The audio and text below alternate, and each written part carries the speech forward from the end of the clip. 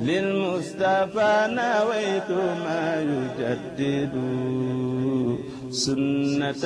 الخرى وإني أحمد أعوذ بالله من الشيطان الرجيم بسم الله الرحمن الرحيم barke Cheikh Ahmadou Bamba Mbacké Khadimu Rasoul rikk soppe na nga feddali sag laxasaay ngir moytu saay-saay bismillahi ma jóg fas yéene jël bindukaay ngir bëgg sonjaanu xur ñaan yàlla tool bi du booy jëneer de rëy wërtatee mu xam ne jaar na ci xuuy nay soññ tey xamb bum sàggan ba ngànj mi seey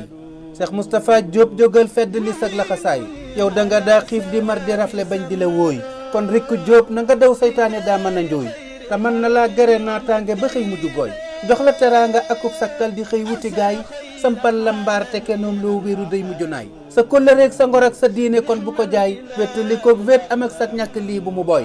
kii dikk ngir yàlla ak kii ñëw ne weñ dafa tooy boo farluwul sàmm way loo samp daañu ko ñaay Cheikh Moustapha na sari ak sunna doon sa jataay doon teb mariñ nga di xuus ca géej yàlla di feey melal ne boppub sa xar aw yoonu njub mu di raay wagon yu diis du ko tee deqee Dakar wuti kaay Cheikh Moustapha dëggu doy loog dogu am bañ a fuuy gorus jullit lee di mandargaam ya dee su ko jaay garab su meññee ba ñor day tabbi bàyyi fi xaay gësam ko néew nay njariñ ngir lu ñorul mujj gooy Cheikh Moustapha duma ñeeño buy woyaan di la raay ngir bëgg nga may ma alal ba sant yàlla ne suuy ngir yàlla bàlleen ma day soppe bu fiir sama waay neexul ma ñëw naqar taxuma daw te man duma daay na ngeen ma baal naqar ak mbég daana tax di ta jooy waaye ku sàgg na naan wóoy mbaa mu fecc ne saay saab xol du sedd ba sam xel dal ba tax ma ne suuy ngir bàyyi xel yàlla ak dunyaa ma daanaxi gaay lii dug yabeel dama lay yëpp yan bu di sali sooy ak sol mbasin dëkk terrasse te wala rëbbi sooy